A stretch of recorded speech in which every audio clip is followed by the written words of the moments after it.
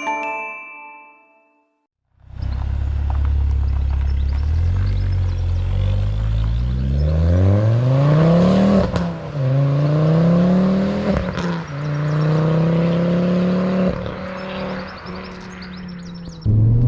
watching Car Nitty. My name's Mizan, and today I've got a Ford Focus ST3 MK2 for you guys. Now this is my favorite generation of Ford Focuses. The MK2 ST and RS feature a 5-cylinder turbocharged engine from Volvo. That's why I love this generation. Now the engine itself on both those cars, from what I know, is the same, but the internals are different. So the RS is able to handle a lot more power, hence why it's almost 100 horsepower more from factory. In stock form, the ST produces 225 brake horsepower and 320 Nm of torque. That's quite a decent amount of power from this power plant.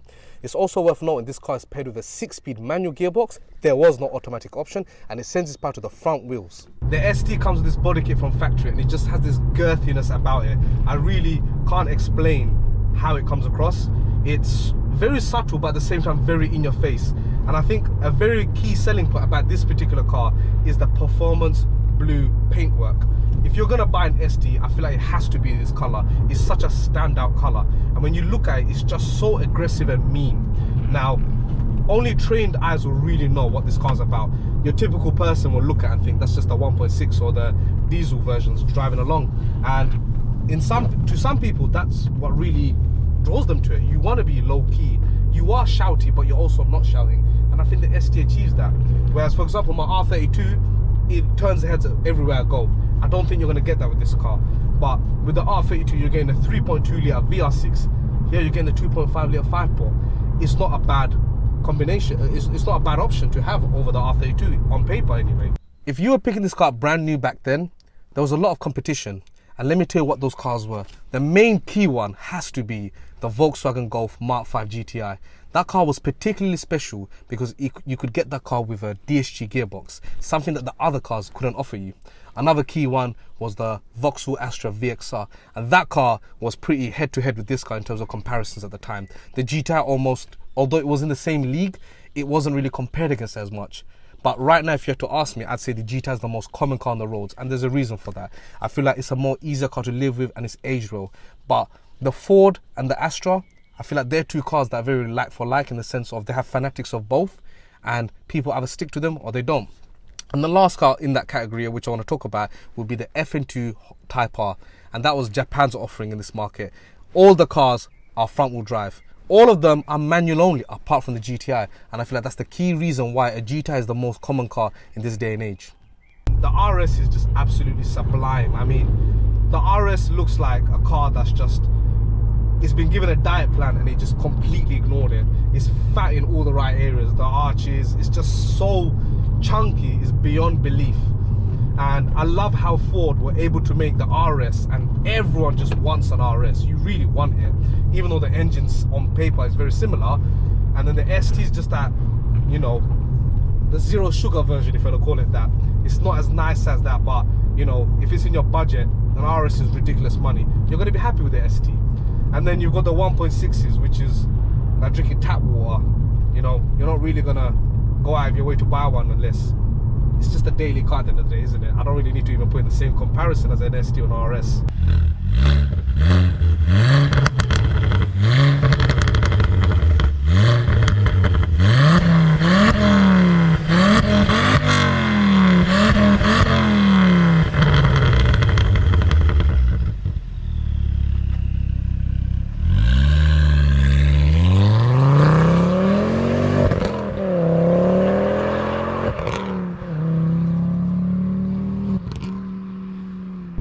Now this particular car is an ST3, and what do you get with the ST3? You get these lovely Recaro leather seats, and you also get heated seats. That's a must for me personally. If I was buying one of these, you'd have to have those options. The ST2, you get cloth seats. They're still Recaros, but at least with the ST2 you still get xenon headlights up front, and you still get dual zone climate control. But if you ask me, you've got to get yourself an ST3 for the resale value as well as the comfort. Imagine you bought this car back in 2007 and you even opted for the ST3 trim because you wanted all the trinkets, and you even bought yourself a 5-door car. Well, guess what? One thing that bothers me about this car is the fact that you've got electric windows at the front, but at the back, I've got to do this. Why, Ford? Why? Why? One thing that I really dislike about this car is the interior. It's so drab. That's the word I'm going to use, is drab. And what do I mean by that? I feel like I'm a coal miner and I'm going to do an 18-hour shift just to support and feed my family. And what I mean by that is, it's such a basic interior. There is nothing special about this car. I mean, this is the ST, and yeah, you get some nicer dials above the normal Focus, and you get the body kit, but when you're sitting inside the car, there's nothing to it. I mean, we've got an upgraded head unit here, an Android one, but it's not going to lift the interior, is it? And that plays a huge part, because when you live with a car, you spend most of your time sitting inside the car, and if it doesn't feel comfortable or aesthetically pleasing to be in, it does play a huge part in your morale. And I've been in this car for not that long and I already feel it. If this was an Escort, I would say, you know what, I love the minimalistic design and I love the era it comes from, etc. But for a 2005, 6, 7 car, for it to be like this, it's a huge downgrade. And for the kids watching at home, when I said Escort, it's not what you think. So do some research before you make assumptions there.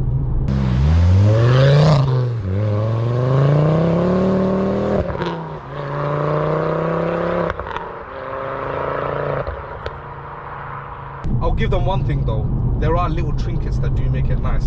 Like these seats, they do look really good and they feel really good to sit in. But one big complaint is I'm sitting way too high. I cannot get the seat down to a position that I feel comfortable with. Then you've got these gauges up front. And one key thing that cars of this day and age don't do is they don't give you an oil temperature gauge. You get coolant temperature, but not oil. This car gives you that. It even gives you a turbo gauge, and it allows you to see how much of the turbo you're using, as well as oil pressure. So from a proper driver's enthusiast point of view, this car has so many things going for it that, you know, other cars in this segment just don't offer. The brakes are really poor in this car, so I cannot give you a fair judgment on how the car will be from factory. Now the reason for that is the discs and pads do need replacing on this car. So I've been told that, unfortunately, to go a lot more easy on it than I would have liked. But nonetheless, it's just something I have to bear in mind. So I can't give you a true reflection of what the brakes are like on this car. For example, I know that the Mark 5 GTI comes with horrendous brakes from factory. And one of the key upgrades they do is they put in the R32 brakes in. With this car, I can't give you an opinion on that, unfortunately. One thing I can tell you is, when you are staging these cars, one key mod that people do is they put the RS clutch in, and it's a plug and play mod. You just have to put it in and it fits. There's no extra work needed, and what that means is the clutch is a lot more stronger, more resilient, and if you do decide to stage the car, it can handle the extra power. So that's one key thing. I don't think this has got the upgraded clutch, but nonetheless, this clutch does feel very good, and I believe this car is actually running a stage 1 map, because this is way too fast for a 225 horsepower car. Another key modification needed is the block mod kit. That's specifically aimed for those wanting a preventative measure to protect the block against the dreaded cracked liners. After 300 brake horsepower and with very heavy use, the liners can crack due to overheating. The block mod kit uses shims to block and strengthen the very small waterways in between the cylinder liners, which are prone to cracking. Being a front wheel drive car, you do get understeer at high speeds. I mean, it's not that bad. You do get torque steering. You do get that. So at high speeds, you'll see the steering wheel fighting with you, and it's just trying to go left and right with you, and you are genuinely fighting to keep this car straight. It's a completely different sensation to driving a fast rear-wheel drive car with a back end inside of you. With this, it's like when you're trying to walk a dog, the dog's in front of you and it's trying to steer you into a bush or a cat, it's seen. Whereas a rear-wheel drive car, you're getting chased by a dog in the rear-wheel drive car. How about that as a comparison? Steering feel is okay. You can tell that it's very synthetic. It's definitely got electric steering. So that's something to bear in mind. It's not as raw and animalistic as the rest of the car, like with the turbo case and stuff.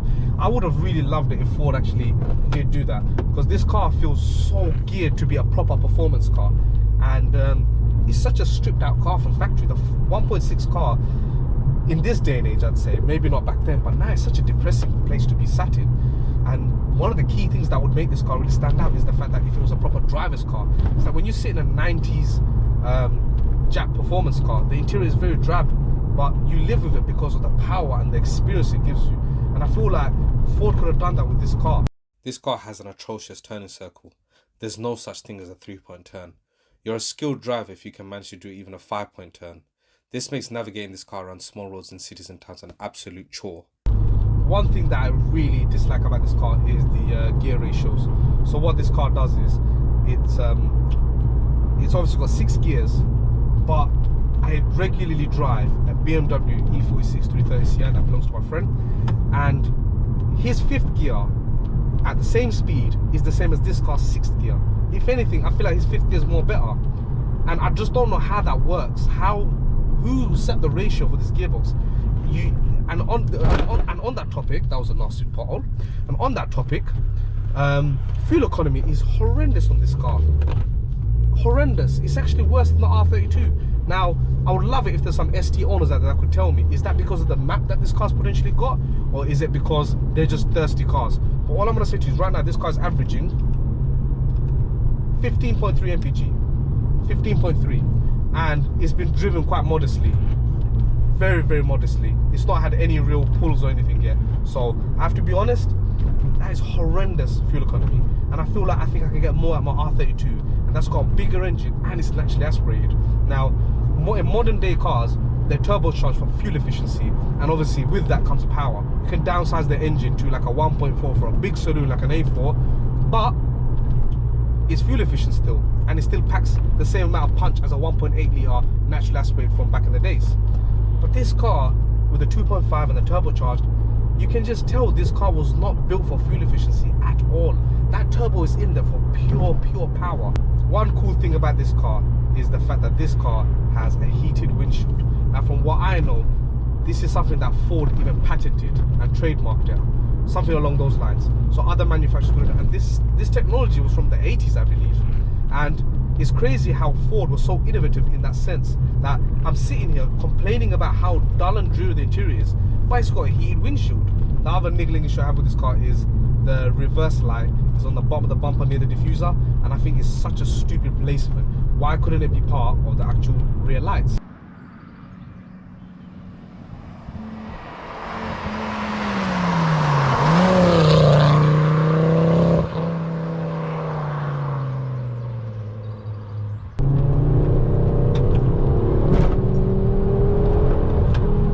Brakes are so bad, I have to brake so early, and there's absolutely no pedal feel. I have no idea what the brakes are saying.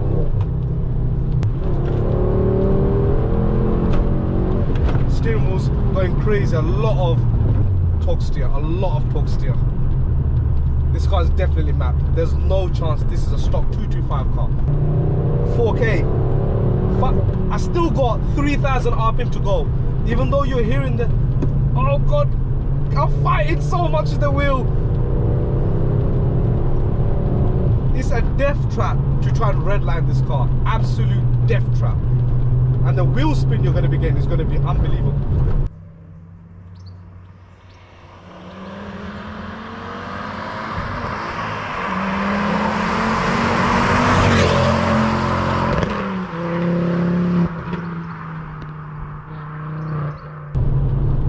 Man just standing on the road for some reason.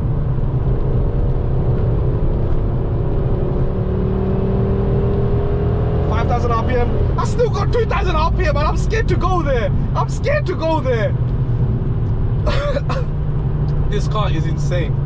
Honestly, I've driven a lot of cars in my life, and if I have to tell you what BHP I think this car is pushing, I'd say around the 300 mark. I'm thinking to myself, how would this car be if it was an auto? I mean, at the time, the road is very bad here. At the time, Ford didn't have any DSGs.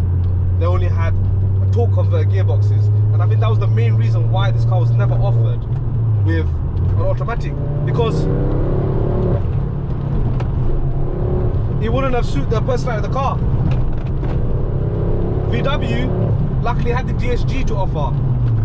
Ford knew they couldn't offer anything, and that's why I think it was manual only, and I think it suits this car.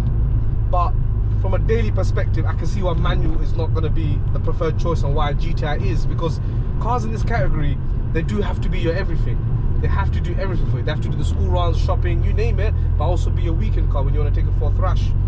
Now, I can't help but drive this car and think about the RS, because they're so similar. I mean, the chassis, the engine, but the RS just offers so much more in so many different ways, and the prices on the RS is ridiculous. I mean, 30 grand for a Mark II. I mean, you could have bought the RS back in 2008, 9, and you've not lost any money on it. What does that tell you? And I have to be honest, I love the fact that I've got all these extra gauges here. I know what this car is doing. I feel like I'm driving a proper Jap car, like a Scooby or an Evo, with all these gauges. And I feel like this car has got a really bad image of being a sort of an Essex car, and that stereotype has just stuck to it, and that's why a lot of people don't even consider it when they want to buy one. They just think, I'm not going to be some kind of Essex chap. And I feel like that's such a harsh thing, because this car has got a 5-cylinder engine. 5-cylinder cars are so hard to get into. Not many cars have them. In this day and age, the only car that does have a 5-cylinder is the TTRS and the RS3, and that's about it. And you could pick up for 5 grand a pre-facelift Focus ST with a similar power plant.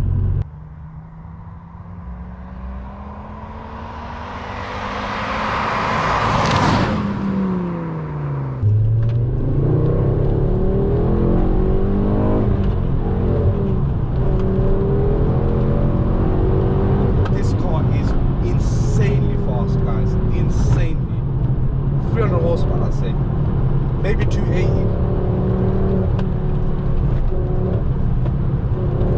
So much torque steering. There isn't a lot of feel. There isn't a lot of feel from the steering wheel. I cannot tell where my front wheels are, but I am fighting to keep this car on the road.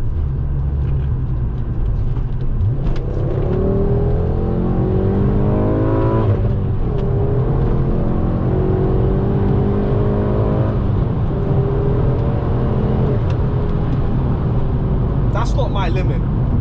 That's the brakes limit. I wish I could go beyond that, but I can't. Not with these brakes. I literally can't. And it'll be interesting to drive on with a good brake setup, because I do think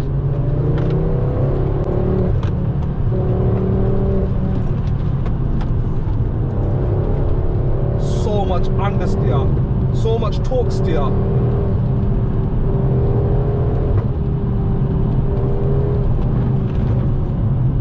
Seats don't really hold you that well. I'm sure you can tell I am struggling to be contained. But what a soundtrack!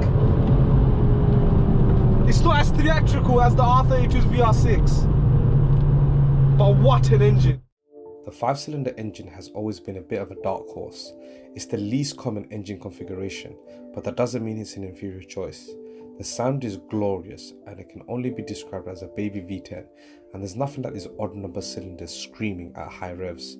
Typically speaking, the RS3 would be the most popular option for this engine choice, but they're not cheap to get into, even if you go for the AP model. It's a shame this setup is not as common as it should be.